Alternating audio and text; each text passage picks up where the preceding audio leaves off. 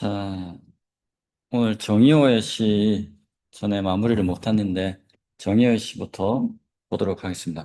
제목이 차운기 정백형이었습니다. 차운에서 정백형에게 붙이다, 보내다 라는 제목인데 정백형이 누구인지는 좀 알기가 좀 힘듭니다. 자, 정백형에게 정의호가 보낸 시 첫 번째 구절입니다. 2월 장란 3월내 그랬습니다. 자, 2월은 장차 란 다하다 끝나다. 2월은 장차 다하려 하고 3월내 3월이 오려는데 2월이 장차 다하려 하고 3월이 오려는데 자, 음력 2월 3월이니까 봄이다. 그렇죠? 1, 2, 3월이 봄이잖아요. 음력으로. 1, 2, 3월이 봄. 그러니까 봄이 한창 때를 지금 지나고 있는 그런 상황이고요. 1년 춘사 몽중회. 1년에 봄일. 1년에 봄일. 몽중회. 꿈몽 속중회. 돌이키네. 1년에 봄일을 꿈속에서 돌이키네. 자, 이걸 어떻게 해석했었습니까? 1년에 봄일을 꿈속에서도 돌이키네. 어떤 의도로 의 구절을 썼을까요? 봄이 너무 좋은 거죠, 이 사람은. 봄이 너무 좋아가지고, 지금 너무 딱 좋아, 딱 좋아. 딱 좋은데, 이걸 너무 즐기고 싶은 마음이 강하다 보니까, 꿈속에서도 이 봄을 즐기고 있다. 꿈속에서도 돌이키네. 그 말이 꿈속에서도 봄을 즐긴다는 말로 해석 가능하겠습니다. 천금상미, 매가절. 일천천 쇠금은 많은 돈이겠죠. 천금, 많은 돈. 많은 돈으로도 상, 미, 매, 가절. 상, 오히려 미, 매, 살 수 없습니다. 가절, 아름다운 절기. 아름다운 절기는 봄을 가리키겠습니다. 아무리 돈이 많아도 이 아름다운 봄날을 살 수는 없으니 주숙, 수가, 화성계. 주숙은 어느 집인가? 자, 술주자, 익을 숲. 술 익은 곳, 수가 어느 수 집가, 술 익은 곳 어느 집인가? 지금이야 술 먹고 싶으면 마트 가서 술 사서 먹으면 됩니다. 근데 옛날에는 마트가 뭐 주막이 있긴 하겠죠. 근데 주막마다 술을 대놓고 파는 건 아닙니다. 대놓고 팔더라도 다 팔리면 또 익히는데 시간 많이 걸립니다. 그러니까 술이 익어서 양이 많은 곳이 어딘지 파악해야 술꾼들이 술을 많이 마실 수 있습니다. 그러니까 이 좋은 봄날에 좋은 술 마시고 싶은데 내가 그동안 하도 봄날에 하도 많이 마시고 다녀가지고 이제 술이 거의 바닥 났어. 이제 어느 술집이 남았지? 어느 술집에 술이 좀 이제 익었지? 화, 정, 예. 꽃은 정. 발을 정자는 여기서 때마침 정자입니다. 필게. 꽃은 때마침 피었네. 꽃이 활짝 핀 이 봄날에 꽃 구경하면서 술을 마시고 싶은데 술은 어느 집 술이 지금 제일 잘 익었지? 봄을 사랑하는 사람이 술과 꽃을 즐기고 싶은 마음을 이렇게 시로 표현했습니다. 여기에 대해서 똑같이 낭만을 좋아하는 허균은 마땅히 조선소 절구 중 제일이다 이렇게 표현했습니다. 허균이 어떤 시 좋아하는 줄 알겠죠? 허균이 인간의 감정에 충실한 시를 좋아하는 거라. 그래서 자기도 허균도 뭐 상중에도 좋아하는 기생하고 같이 술 마실 정도로 낭만을 즐기고 뭐 이러던 사람이거든요. 그러다 보니까 그때 좋은 계절을 즐기고 좋은 술을 즐기고 좋은 꽃을 즐기고 하는 것을 허균은 참 어, 솔직한 심정이다라고 보고 시에 이게 드러난 것을 또 높은 수준의 시다라고 평가하고 있는 것입니다. 자, 봄이 가는 아쉬움과 그 속에서 찾는 풍류를 지극히 아름답게 그려낸 작품이라고 요약할 수 있고요. 절정의 봄이 곧 지나가 버릴 것 같은 애틋한 긴장감이 있습니다. 한 해의 봄날이 흘러가는 것이 못내 아쉬워서 작가는 깨어있는 현실을 넘어서 꿈속에서조차 그 찬란한 봄의 일들을 되새기며 즐기고 있습니다. 몽중회가 그 구절이죠. 작가는 천금으로도 이 아름다운 계절을 살 수 없다고 욱절입니다. 이것은 세속적인 가치로 도저히 환산할 수 없는 자연의 섭리와 그 찰나의 아쉬움에 대한 찬사라고 볼 수 있겠습니다. 술이 알맞게 익어가는 어느 집의 담장 너머로 때마침 부드러지게 핀 봄꽃이 시야에 들어옵니다. 꿈속에서 그리워하던 봄을 이제는 잘 익은 술 한 잔과 활짝 핀 꽃 사이에서 실제로 마주하며 가는 봄을 배웅하는 최고의 풍류를 완성하고 있습니다. 허균은 시 전반부를 보고는 매우 좋다라고 평가를 했고 시 전체를 보고는 마땅히 조선 초 절구시 중에 제일이다라는 평가를 남겼습니다. 자, 다음은 유방선의 시를 볼 텐데 유방선 앞에 한번 나왔었는데요. 그래도 복습견해서 다시 한번 볼게요.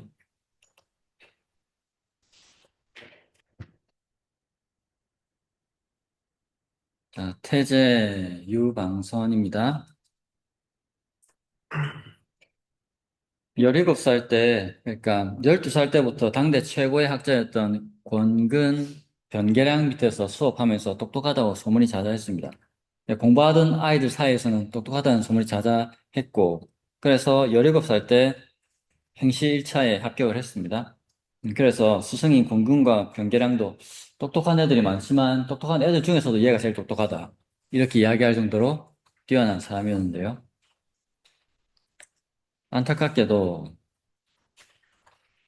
아버지가 정치 사화에 휘말리는데 거기에 연좌돼서 21살에 유방선도 함께 유배를 떠나게 됩니다. 떠났을 때 그냥 이것도 운명이다 이렇게 담담하게 받아들였다고 하는데 담담하게 받아들이기에는 유배 기간이 너무 길었습니다. 자, 유배한 그 다음 해부터 유배지에서 작은 서재를 짓고 학생들을 가르치기 시작했고요.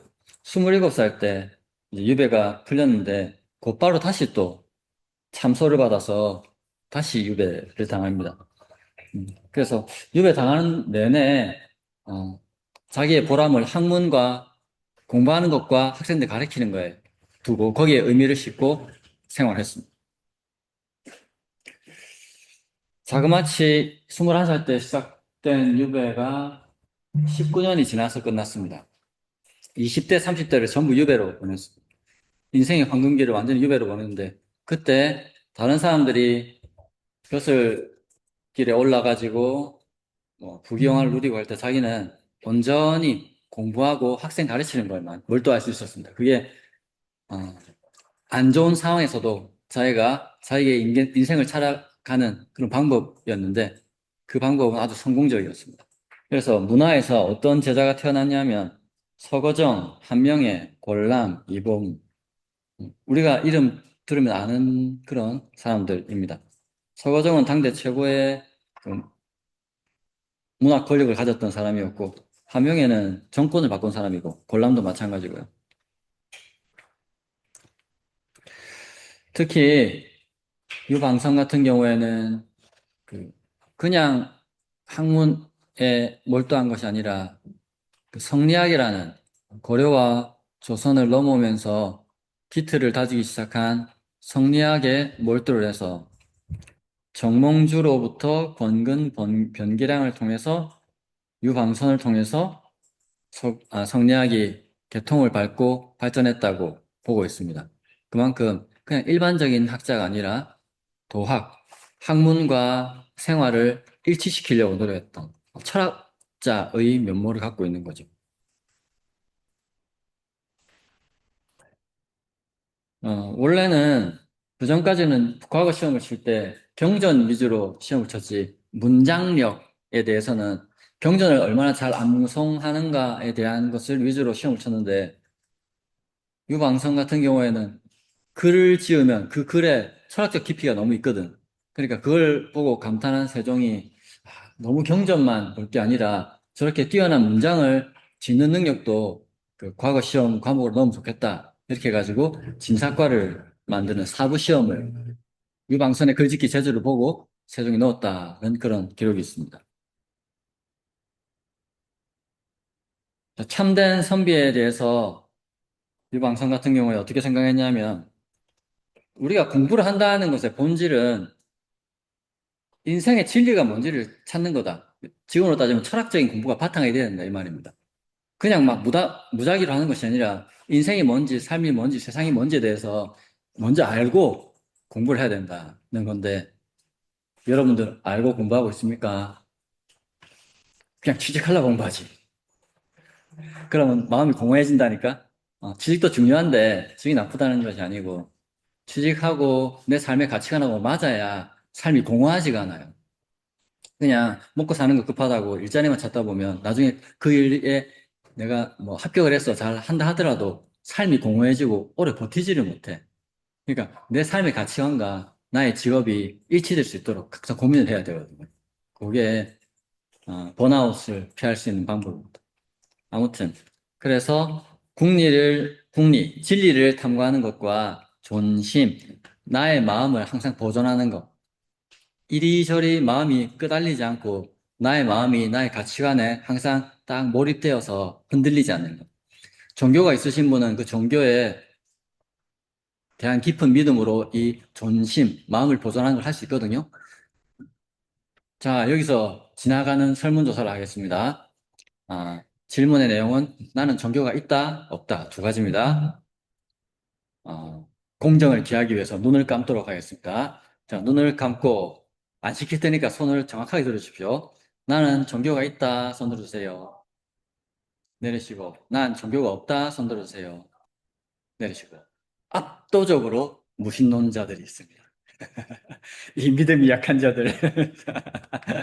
어, 종교가 없어도 상관은 없는데, 나중에 나이가 들면 약간 좀, 공허해집니다. 공허해집니다. 그때 이제 저희 친구들도 보면 나이가 들어서 교회 가고 절에 가고 이렇게 많이 하거든요. 근데 핵심은 나를 지탱해주는 어떤 가치관입니다. 나를 지탱해주는 어떤 가치관. 여러분들 중에 아무 가치관, 나름대로 이제 우리가 스스로의 가치관을 세우고 사는 사람들이 명확하게 세우고 사는 사람들도 있지만 그냥 그런 거 없이 그냥 하루하루 사시는 분들인데 그러면 나중에 오래 버티지를 못하거든요. 그래서 자기 가치관만큼은 반드시 세우고 살았으면 좋겠습니다. 그 가치관 중에서 가장 대중적인 게 뭐냐면 우리 지구상에 많은 종교가 있는데 모든 종교에서 같이 공감하는 법칙이 있습니다. 불교든 유교든 기독교든 다 그 계율로서 있는 법칙. 그게 뭘까요? 뿌린 대로 거둔다입니다. 뿌린 대로 거둔다. 힌두교든 유교든 불교든 다 뿌린 대로 거둔다는 것은 다 공통적이거든요. 그러니까 살아가시면서 뿌린 대로 거둔다는 것은 이거는 내가 이거를 뿌린 대로 거둔다를 체험하기 위해서는 기도와 명상이 필요한데 체험하고 싶으신 분은 기도하고 명상을 많이 하시면 체험할 거고 체험을 못 하시더라도 우리가 수학 공식을 다 그, 증명은 못 하더라도 공식을 외우잖아요. 그것처럼 뿌린 대로 거둔다는 것은 확실한 공식이다. 인정받은 공식이다고 생각하시고 거기에 맞게만 사셔도 아무런 문제 없이 인생을 잘 사실 수 있을 거라고 장담할 수 있습니다. 자, 그리고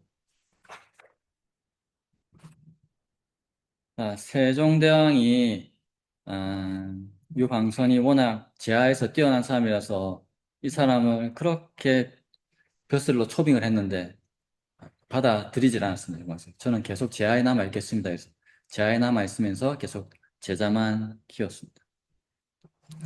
그래서 나중에 훌륭한 스승으로 자리 잡았습니다. 자, 이러한 작가 유방선의 시 보겠습니다. 제목은 서회. 서는 쓰다, 회는 품을 회자인데 여기서는 마음속에 품고 있는 마음. 그래서 마음을 쓰다, 내 품고 있는 마음을 글로 표현하다 이런 뜻인데요. 문, 항, 연내, 초, 불제, 문문, 거리항. 문과 거리에 연래, 해년, 올래. 연래 들어서 이런 말 가끔씩 쓰는데 한자 어투로 지나간 몇 해 또는 여러 해 전부터 지금까지 연래입니다. 문과 거리의 연래, 여러 해 전부터 초불제, 풀도 제거하지 않아서 문과 거리의 연례에 요즘 몇 해 동안 풀도, 잡초도 제거하지 않아서 편운, 고목, 사, 승거. 조각편 구름은 조각구름, 고목, 외로운 나무, 사, 승거. 사, 간내, 스님승, 집거. 조각구름, 외로운 나무, 스님 거주지 같네. 내가 살고 있는 집의 문, 내가 살고 있는 집 문 앞에 있는 거리에 있는 잡초도 제거하지 않아가지고 풀이 무성하고, 거기에다가 구름 떠가고, 나무 몇 그루 있고, 내 이 사는 모습이 참 속세를 완전히 떠난 스님 사는 모습하고 똑같네. 그 말입니다. 다생결습, 소마진, 마늘다 태어날 생, 많은 태어남에, 많이 태어났다. 결습, 맺은 습관, 많은 태어남에 맺은 습관, 다생결습은 다 불교와 연관지어서 볼 수 있는 단어들인데요. 다생, 많이 태어났다. 이건 윤회를 이야기하는 거죠. 깨닫지 못한 중생은 계속 윤회합니다. 착한 일 하면 천당 갔다가 천당에서 시간 다 지나면 거기서 계속 착한 일 하면 남아있겠지만 또 나쁜 짓 한 것 때문에 지옥으로 갔다가 지옥에서 며칠 지내서 또 죄값을 다 치르면 다시 인간으로 태어났다가 인간에서 또 착한 일 하면 또 천국 갔다가 계속 돌아가면서 태어나는 것이 윤회입니다. 이 윤회가 되는 것은 결습 때문인데요. 맺은 습관 때문인데 결습은 대승경전 중에 유마경이라는 경전이 있는데 유마경이 이런 이야기가 있습니다. 하늘의 여신이 하늘의 꽃을 막 가지고서 여러 보살들에게 어, 딱 뿌렸습니다. 자, 보살은 부처가 되기 위해서 수행하는 사람들입니다. 여러 보살들한테 그 하늘의 꽃을 탁 뿌리니까 그 꽃이 보살들에게 탁 붙었다가 싹 떨어졌습니다. 그런데 석가모니의 대제자들한테 그 하늘의 꽃을 싹 뿌리니까 그 대제자들의 몸에는 꽃이 딱 붙어서 떨어지지 않았습니다. 그 모습을 보고 꽃을 뿌린 선녀가 뭐라고 이야기했냐면 오랜 습관이 다 없어지지 않은 사람은 몸에 꽃이 달라붙게 되고 오랜 습관이 완전히 제거된 사람은 몸에 꽃이 붙지 않는다라고 하였다. 이렇게 됐습니다. 그러니까 보살들은 오랜 습관이 다 없어진 사람들이고 대제자들은 오랜 습관이 좀 남아있는 사람들이었다 이렇게 이야기하는 거죠. 요거는 이제 대승불교에서 자기의 우월성을 나타나기 위해서 석가모니의 직접 제자들을 약간 비하하는 이런 게 좀 남아있긴 한데 뭐 그거하고 상관없이 일단 결습이라는 것 자체가 그렇다면 인간의 가슴 속에 남아있는 탐욕과 분노와 어리석음이라는 이런 습관, 이 습관이 남아있으면 꽃이 딱 붙어서 있는 거고, 이걸 다 떨어내면 꽃이 또 떨어진다. 이렇게 보면 되겠습니다. 그래서 인간이 윤회하는 거는 탐욕과 분노와 어리석음 때문에 계속 윤회한다. 그리고 탐욕과 분노와 어리석음을 다 털어내면 더 이상 윤회하지 않고 이 몸을 마지막으로 해서 생이 끝난다. 이렇게 보는 것이 초기 불교 입장입니다. 그래서 여기서는 여러 윤회 동안에 맺은 습관들, 소마진, 나에게 있던 이런 맺은 습관들이 사라질 갈마, 사라지고, 잠깐만요. 자, 소마가 단어인데, 달아서 없어지다라는 뜻입니다. 달아서 없어졌다. 달아서 다 없어졌다. 자, 다할 진짜는 모두 다 라는 의미로 해석 가능합니다. 많은 생에 맺은 습관들, 탐욕과 분노와 어리석음이라는 맺은 습관들 모두 다 사라지고 지유 흉중 망권성 다만지 있을유 다만 있다 어디에 흉중 가슴 흉 속중 다만 가슴 속에 있는 것은 만권서 일만만 책 권 책 써. 1만 권의 책. 나는, 그러니까 작가는 이렇게 이야기하는 겁니다.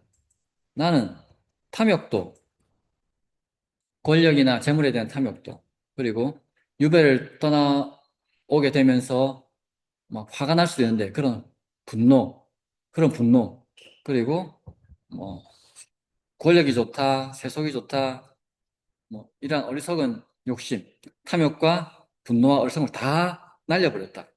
내 가슴 속에 나 없다. 그리고 남아있는 건 그냥 성인들이 말하는 경전밖에 없다. 이렇게 이야기하는 거죠. 스스로 성리학을 공부하는 철학자로서 자신의 지금 현재의 마음 상태를 이렇게 시로 표현하고 있습니다. 자, 이 시에 대해서 허균이 어떻게 평가했냐면 그가 안고 있었던 궁핍함과 근심을 생각해 보니 시가 저절로 좋게 느껴진다. 이렇게 평가했습니다. 20년 유배 생활을 했던 성리학자의 처지를 허균이 충분히 이해하고 그걸 이해하고 이 시를 보니까 더 이 시가 가슴에 와닿는다. 이런 뜻이겠죠. 문 앞과 거리에는 해가 바뀌어도 베어내지 않는 풀들이 무성하고 하늘에 떠 있는 조각 구름과 홀로 서 있는 나무만이 그의 집을 지키고 있습니다. 이러한 풍경은 마치 속세를 떠난 스님이 거처하는 깊은 산중의 절간처럼 고요하고 쓸쓸합니다. 20대와 30대라는 찬란한 시절을 유배지에서 보낸 그에게 관리되지 않은 무성한 잡초는 세상으로부터 잊힌 채 홀로 견뎌온 고단한 시간의 흔적이라고 볼 수 있겠습니다. 작가는 유배라는 모진 시련을 겪으며 인간으로서 가질 수 있는 세속적인 욕망이나 원망, 그리고 과거의 집착들을 모두 다 없어지게 만들었다고 말하고 있습니다. 이제 그에게 남은 것이라고 아무것도 없는 듯 보이지만 시의 마지막 구절에서 반전을 보입니다. 모든 것이 사라진 줄 알았던 그의 가슴 속에는 여전히 만 권의 책이 살아 숨쉬고 있다는 점입니다. 허균은 이 시에 대해서 그가 안고 있었던 궁핍함과 근심을 생각해 보니 시가 저절로 좋게 느껴진다라고 평했습니다. 억울한 참소와 긴 유배 생활이라는 극한의 결핍 속에서도 원망에 함몰되지 않고 성현의 가르침을 가슴에 품고 후학 양성에 매진했던 작가의 선비정신이 시구절 사이에 스며 있음을 꿰뚫어 본 것입니다. 이 시는 유방선의 삶 그 자체를 상징합니다. 벼슬길이 막히고 육신은 유배지에 갇혔을지라도 정신만큼은 만권의 책과 함께 드넓은 학문의 세계를 유행했던 진정한 스승의 면모를 보여주는 것이라고 평가할 수 있겠습니다. 자, 다음은 강석덕의 시를 볼 텐데 강석덕이라는 인물부터 먼저 보도록 하겠습니다.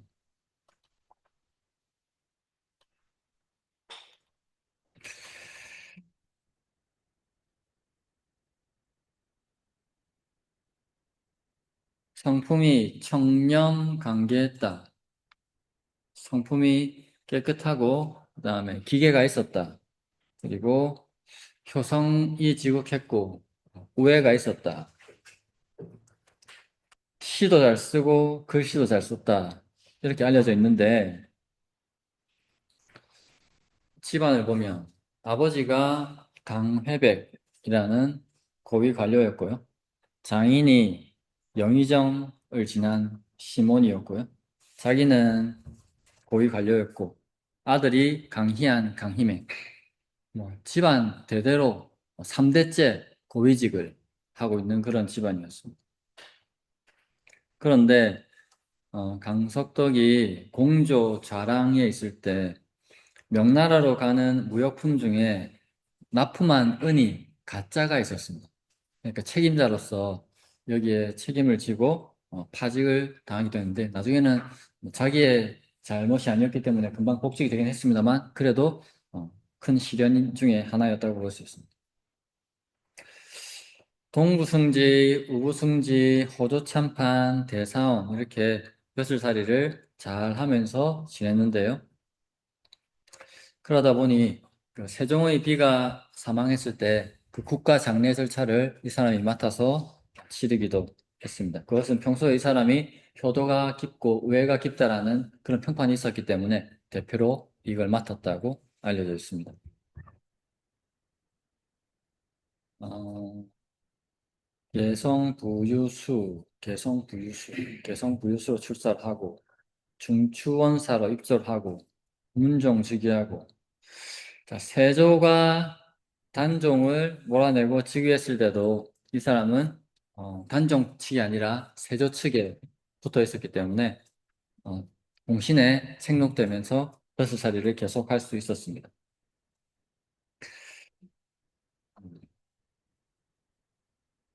평소에 향을 피우며 단정히 앉아 시를 짓고 글을 썼다라고 알려져 있고요. 그리고 송나라에 진종이 그 소상팔경이라는 이제 음, 소상팔경이라는 풍경화에 글씨를 쓴 게 있는데 어, 그걸 보고 소상팔경시라는 시를 강석덕이 지었는데 이 시가 뛰어난 시다라고 당대에 많이 회자되고 했습니다. 그리고 완역제 집이라는 문집을 남겼고요. 그러니까 강회백, 강석덕, 강의안, 강희맹으로 이어지는 명문가의 한 사람이었다 이렇게 볼 수 있겠습니다.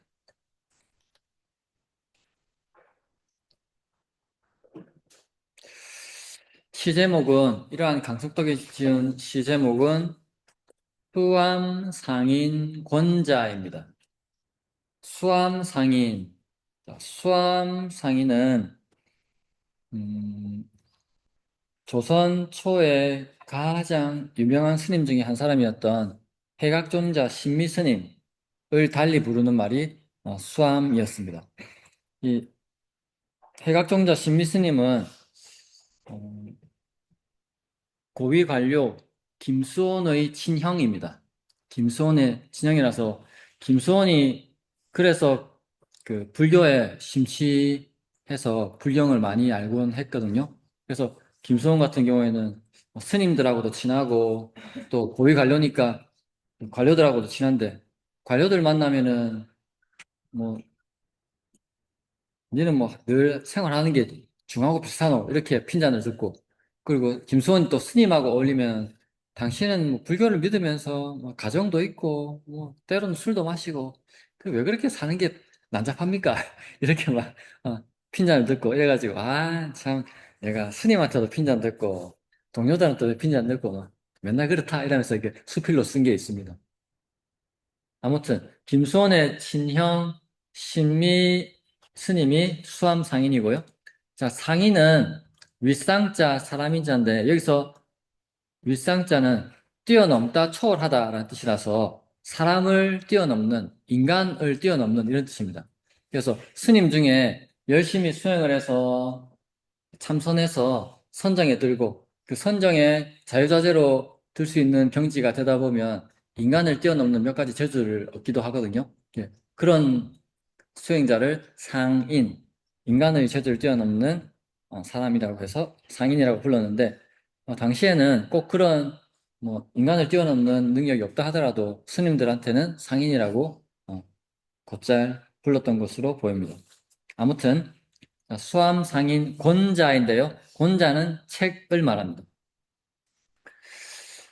수암상인의 책이라는 제목인데 수암상인의 책에다가 써준 글이 되겠죠. 써준 시가 될 겁니다.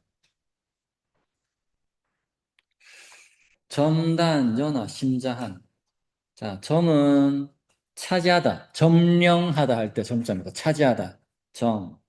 단은 나눌 단자인데 점단은 단어로서 차지해서 나눠 가진다는 뜻입니다.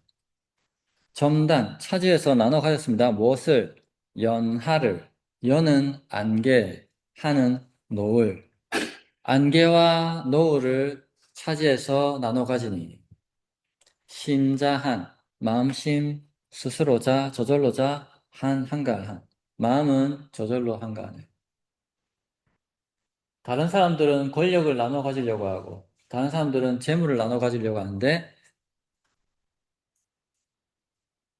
이 작가는 안개와 노을을 나눠 가진다. 자연을 즐긴다 이 말이죠. 자연을 즐기니 세속 사람들은 권력을 즐기고 재물을 즐길 때 나는 자연을 즐기니 내 마음은 경쟁이 없기 때문에 욕심이 없기 때문에 저절로 한가하네 이 말이고요.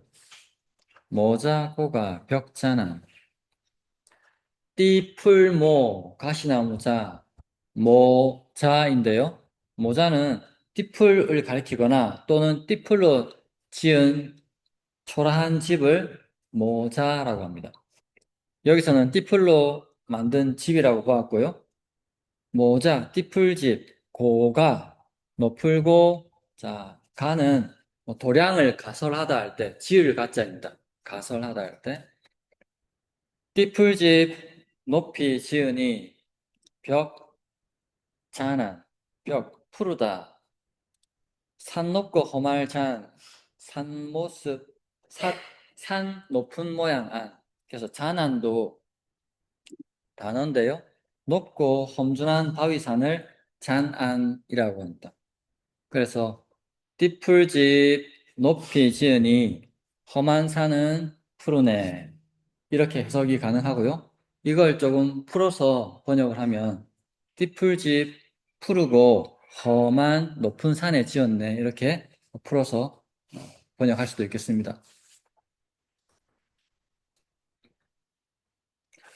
기손, 번수, 무여사. 배고플기, 기아에 허덕이다 할 때 배고플기. 손, 음식 손. 배고프면 음식. 권수, 피곤할 권, 잘수. 피곤하면 잠. 배고프면 음식, 피곤하면 잠. 그러니까 배고프면 음식 먹고 피곤하면 자서 무여사. 나머지 일은 없다.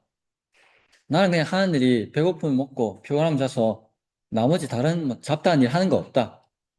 이 말입니다. 그런데 배고프면 먹고 피곤하면 자는 거 이게 대승불교, 선불교에서 추구하는 최고의 경지입니다. 최고의 경지. 잡념이 없이 오직 그 순간에 충실하게 배고프면 먹고 피곤하면 자고 목마르면 마시고 더 이상의 잡념 없이 그것만 지금 현재 순간에 나에게 필요한 거에 집중해서 사는 삶 그것을 기손 권수라고 표현했다고 볼 수 있습니다. 이거는 대승불교, 선불교에 있는 그런 표현입니다. 조춘조 일성 화만산 봄춘 세조 봄새 일성 한 소리에 화만산 꽃은 산 가득 봄새 한 소리에 꽃은 산 가득 좀 풀이해서 해석하면 봄새 한 울음소리에 산 가득 꽃이네. 봄새가 우네 했더니 주위의 산에는 다 봄꽃이 피었어요. 아, 봄새도 울고 봄이 왔구나. 진짜 이제 완전한 봄이구나. 이렇게 시를 마무리했습니다. 자, 다시 시를 볼게요. 수암상인의 책에 쓴 시입니다. 안개와 노을 차지해서 가지니 마음은 저절로 한가하고 띠풀집 푸르고 험한 높은 산에 지었네. 배고프면 음식 먹고 피곤하면 자서 다른 일 없는데 봄새 한울음 소리에 산 가득 꽂히네. 자, 이런 시를 보고 허균은 평하기를 이 사람 깨달은 것 같다 이렇게 평했습니다. 스님이 열심히 수행을 해서 열반을 얻은 것처럼 강석덕 이 사람도 마치 시만 보면 수행을 열심히 해서 깨달은 사람의 시와 차이가 없는 것 같다 이렇게 평가를 하고 있습니다. 안개와 노을 차지해서 가지니 마음은 저절로 한가하고 띠풀집 푸르고 험한 높은 산에 지었네. 자, 남들이 탐내는 권력이나 재물 대신에 산속의 안개와 노을을 자신의 소유로 삼았다는 표현에서 자연을 보쌈은 넉넉한 마음이 느껴집니다. 배고프면 음식 먹고 피곤하면 자서 다른 일 없는데 봄새 한 울음소리에 산 가득 꽂히네. 배고프면 먹고 졸리면 자는 격식 없는 일상은 도를 깨친 사람들이 도달하는 무위자연의 경지입니다. 대승불교에서, 선불교에서 말하는 최고의 경지입니다. 특별한 일을 꾸미지 않아도 마음이 평온한 상태에서 문득 들려오는 봄새의 울음소리는 잠자던 생명력을 깨웁니다. 그 한 소리에 온 산이 꽃으로 가득 차는 풍경은 시인의 마음속에 진리의 꽃이 활짝 피어난 찰나의 깨달음을 시각적으로 보여준다고 말할 수 있습니다. 그래서 허균은 이 시에 대해서 이 사람 마치 깨달은 것 같다라고 평가했습니다. 허균은 화려한 기교보다 마음의 평안과 자연의 섭리를 그대로 담아낸 강석덕의 시적 태도가 불교 수행자의 풍모와 닮았다고 보았던 것 같습니다.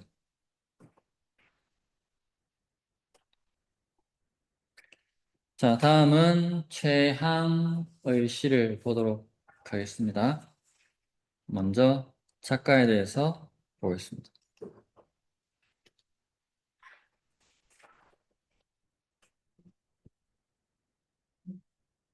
자, 조선의 뼈대를 설계한 숨은 천재 최항입니다. 애가 태어났는데 골격이 뭐 훌륭한 사람이 될 골격이 따로 있는 모양입니다.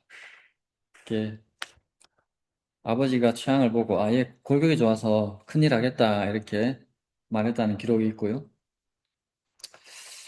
24살 때 행시 수석을 합니다. 장원급제를 차지하고 세종이 장원급제한 그 사람을 바로 그날 집현전에 발탁을 시킵니다.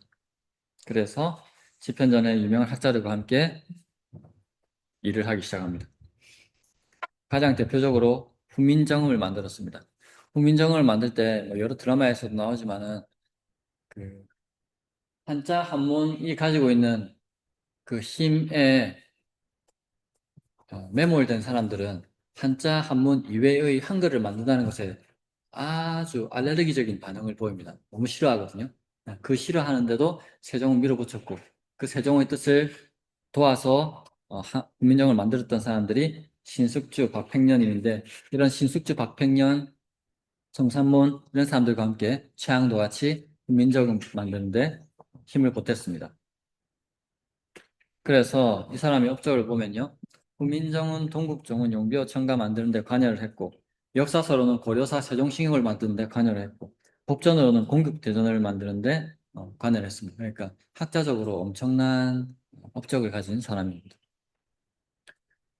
그런데 마찬가지로 왕과 사는 남자로 알려진 단종과 세조의 그 무렵에 이 양반이 대통령 비서실장이었는데 세조 편에 붙었습니다. 수양대군 편에 붙었습니다.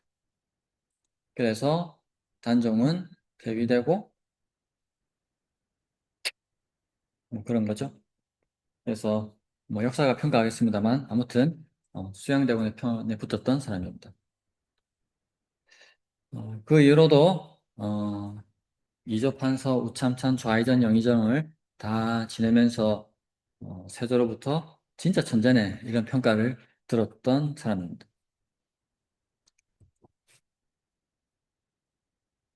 모셨던 왕을 보면요. 세종, 문종, 문종, 세조, 예종, 성종을 모셨습니다. 6명의 왕을 모실 정도로 그리고 40년간 단 한 번도 탄핵을 받지 않은 우리 작가들 보면 얼마나 유배 많이 갑니까? 그런 거 한 번도 없이 했다.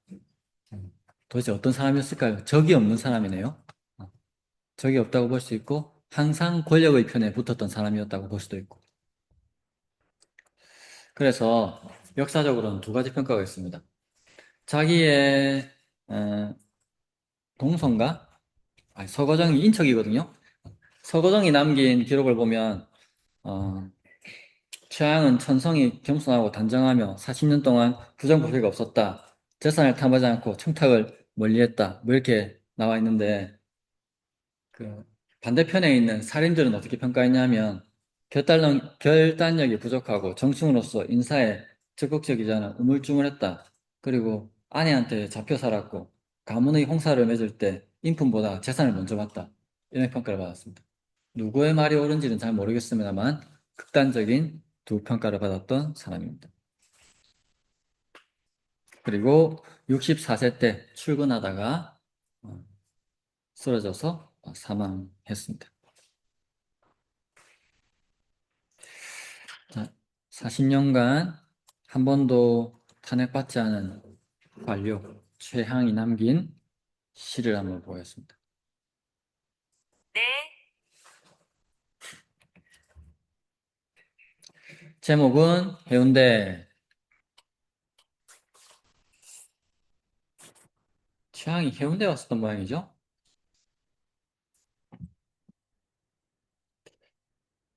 첫 번째 구절입니다.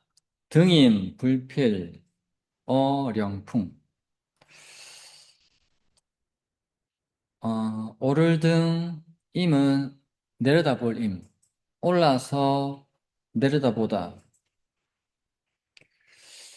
제가 이 시를, 이 19절을 처음 봤을 때는 어떻게 해석을 했냐면요. 올라서 내려다볼 때 불필 어령풍 이렇게 봤습니다. 어령풍을 반드시 할 필요는 없다. 어령풍을 반드시 할 필요 없다. 해운대에 올라서 내려다볼 때는 반드시 령풍은 맑은 바람, 서늘한 바람입니다. 맑은 바람을 어는 말이나 소를 부리다. 맑은 바람을 부릴 필요는 없다. 해운대에 올라서 내려다볼 때는 반드시 맑은 바람을 부릴 필요가 없다. 왜냐하면 다 날려버렸기 때문에. 동화문의 옛날 문지는 다 날려버렸기 때문에. 이렇게 풀이를 했거든요. 근데 또 어떤 분들은 이렇게 풀이를 합니다. 산처럼 높은 곳에 따로 올라볼 필요는 없으니, 그러니까 불필을 저는 뒤에 것과 같이 해석을 해서 불필을 해석을 했는데, 다른 분들은 앞에 거가 같이 불필하는 겁니다. 그러니까 등이만 할 필요가 없네. 등이만 할 필요가 없네. 산처럼 높은 곳에 올라갈 필요가 없네. 해운대만 와도 바람을 받을 수 있으니까. 이렇게 번역하기도 하고. 근데 저는 제 번역이 더 나은 것 같은데. 아무튼 여러분들 어느 게 더 나은지 한번 보시면서 분석 한번 해보십시오. 우선 제 번역으로 그냥 하면 해운대에 올라 반드시 바람을 부릴 필요 없으니 내가 바람을 불려고 하지 않아도 바람이 다 날려버렸기 때문에 동화문의 옛날 붉은 먼지는 이렇습니다. 자, 동화문이라는 문을 가리키는데요. 옛날 그 조정의 관료들이 드나들었던 문 이름이 동화문입니다. 그리고 구연홍 할 때 옛구 부드러울 연 붉은 홍은요. 연홍은 연홍진이라는 단어에서 나왔는데 연홍진은 관료들이 도성에서 조정에 출근할 때 타고 다니는 말과 수레 때문에 뽀얗게 일어나는 먼지를 연홍진이라고 합니다. 그러니까 동화구연홍은 벼슬살이 하면서 묻은 먼지, 벼슬살이에서 겪는 스트레스 이런 것들을 이야기하는 거겠죠. 그래서 해운대에 와서 이 바람을 딱 맞으니까 내가 벼슬살이 하면서 몸에 묻었던 먼지들, 스트레스들 이거 다 날아가는 것 같네. 이렇게 표현하는 겁니다. 취다, 부모, 미, 취할 취, 밟을다. 취해서 밟았습니다. 무엇을? 금오를 밟았습니다. 쇠, 금, 자라, 오자인데 금오는 금오가 갖고 있는 내용을 봐야 이 시를 해석할 수 있습니다. 취해서 왜 금오를 밟느냐? 이 금오는 무엇이냐 하면요. 금오는 열자라는 책에 보면 나오는데요. 중국 고전 신화에서 바다 위에 떠 있는 삼신산, 신선들이 산다는 삼신산을 등에 업고 지탱하는 거대한 황금자라를 금오라고 합니다. 금오는 신선이 사는 섬을 짊어지고 있는 자라. 그러니까 지금 이 작가가 취해서 금호를 밟고 있다는 말은 내가 밟고 있는 이 자리가 바로 신선의 땅이다라는 말입니다. 해운대를 신선의 땅이라고 하는데 어, 고려 때, 조선 때 선비들은 이 동네 지역하고 해운대를 신선이 사는 동네라고 그렇게 여기고 있었습니다. 실질적으로 신라시대 때 신선이라고 평가를 받기도 하는 최치원이 해운대에 머물렀기 때문이기도 하고 그 외에도 몇몇 신선이라고 알려진 사람들이 이 동네 지역에 살았었거든요. 그것 때문에 동네와 해운대라고 하면 신선이 거주하는 동네라고 이렇게 알려지고 있습니다. 그 정서를 지금 이 시에서 표현하고 있는 겁니다. 그래서 취해서 금오, 금자라를 밟으며 미, 을품이 그치지 않네. 을품이라는 것은 시 읊는 거죠. 한 시를 읊는 것. 시 읊기 그치지 않으니, 미이 그치지 않으니, 자서 취철 해운중. 자서, 자줏빛 퉁소, 자줏빛 퉁소인데요. 고전 문학에서 고급스럽고 신선적인 악기로 자줏빛 퉁소가 자주 나옵니다. 그냥 퉁소가 아니라 자줏빛 퉁소라고 하면 실질적으로는 뭐 자색 대나무나 자색 옥으로 만든 퉁소를 말하는데 이거는 신선 아니면 궁중 아니면 초월적 이미지를 표현할 때 자줏빛 퉁소라는 단어를 많이 씁니다. 그래서 이것도 앞에 나오는 금오라는 단어와 마찬가지로 신선적인 분위기를 내기 위해서 가져온 단어고요. 이거는 말씀드린 것처럼 해운대가 가지고 있는 신선의 이미지를 가지고 와서 시를 지었기 때문에 이렇게 표현되고 있는 겁니다. 자줏빛 퉁소 취철 해운중 불어서 철 꿰뚫래 해운중 바다 구름 속을 자줏빛 퉁소 불어 바다 구름 속을 꿰뚫래 해운대에서 술 마시면서 퉁소를 불었던 모양이죠. 해운대에서 술 마시면서 음악도 연주하고 시도 짓고 하면서 지었던 시가 아닐까 이렇게 추측해 볼 수 있습니다. 부산의 아름다운 절경인 해운대에 올라 관직의 번잡함을 털어버리는 한 편의 시를 남겼습니다. 해운대에 올라 내려다볼 때 반드시 맑은 바람 불이 필요 없으니 다 날렸다네. 동화문의 옛날 붉은 먼지는 이라는 구절에서 작가의 심경을 볼 수가 있는데 여기서 붉은 먼지는 관료들이 대궐을 드나들 때 말과 수레에서 일어나는 먼지를 가리킵니다. 곧 작가가 평생 몸담았던 번잡한 세속과 치열한 권력 투쟁의 현장을 상징한다고 볼 수 있겠습니다. 후반부에서 취해서 금오를 밟으며 시읍기 그치지 않으니 자줏빛 퉁소 소리가 바다 구름속을 꿰뚫는다라고 노래했습니다. 이 금오는 신선이 사는 산을 등에 업고 있다는 전설 속의 거대한 황금자라로 해운대의 바위나 동백섬을 이 신비로운 존재에 빗대어 표현한 것으로 짐작이 됩니다.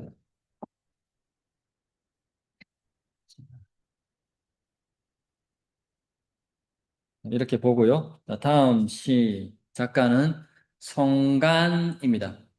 성간에 대해서 보도록 하겠습니다.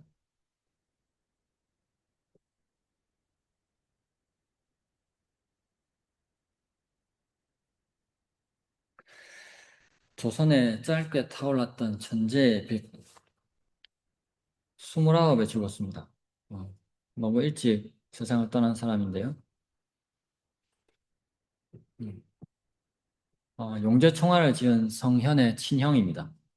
그리고 스승이 앞에 나왔던 유방선이고요. 경사, 제자백과 문장기의 음료복서까지 다양한 분야의 지적 능력을 뽐냈던 사람입니다. 자, 14살 때 진사시에 합격했습니다. 행시 1차를 14살 때 이제 합격한 건데, 다 천재라고 이야기하는 그런 평가를 받았습니다. 자, 운문과 산문 작품을 남겼는데, 운문은 원시, 그리고 우리가 볼 궁사, 신설부, 이런 것들인데요. 문학적 특징을 보면 사실주의, 그리고 농민과 백성들의 고달픈 인생을 그대로 묘사하며 깊은 연민과 공감을 노래했다고 평가를 받습니다. 산문에는 가전체 소설인 용부전이 있는데요. 해학과 교훈, 사물이나 관념을 의인화해서 인간의 나태함을 날카롭게 꾸짖고 계몽했다라는 평가를 받습니다. 자, 이 용부전에 대해서 잠깐 보면 게을러 빠진 용부의 이야기인데요. 어, 게으름이라는 것을 의인화한 겁니다. 그래서 극도로 게으른 주인공 용부, 게으른 사람이 용부 자체가 게으른 사람이라는 뜻이죠. 용부가 근면함을 상징하는 근수자, 부지런한 사람, 부지런한 사람이라는 뜻이죠. 근수자의 가르침을 받는 겁니다. 그래서 깨달음을 얻고 묵은 게으름을 떨쳐버린다는 그런 내용의 가전체 소설입니다. 어, 전농 직장에서 수찬이 되고 수찬에서 정원으로 임명을 받았는데요. 정원에 임명받고 이제 벼슬에 나가기 전에 갑자기 병마가 그를 덮쳐가지고 벼슬에 나아가지 못하고 젊은 나이에 사망을 합니다.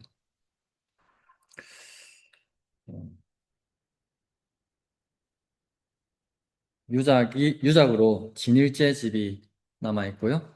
그리고 동문선에 그의 작품이 남아있고 지금 우리가 보는 국조시산에도 이 사람의 작품이 남아있습니다.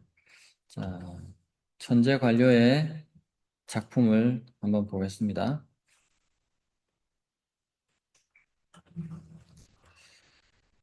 자, 제목은 궁사입니다. 궁궐에서의 노래입니다. 궁궐에서의 노래. 궁궐에서의 노래인데 이 궁사가 그 네 편이 있습니다. 봄, 여름, 가을, 겨울 계절마다 한 편씩 있는데 이 궁사에 대해서 허균이 어떻게 비평을 하느냐 하면 사계절을 노래했다. 사계절을 노래한 네 편의 시 모두 세상에 유행할 만 하지만 선곡 이달의 시와 비교하면 거리가 만 유순이나 떨어져 있다. 잘 지은 시긴 한데 선곡 이달보다는 못하다. 이렇게 평가했습니다. 첫 번째 수부터 보겠습니다.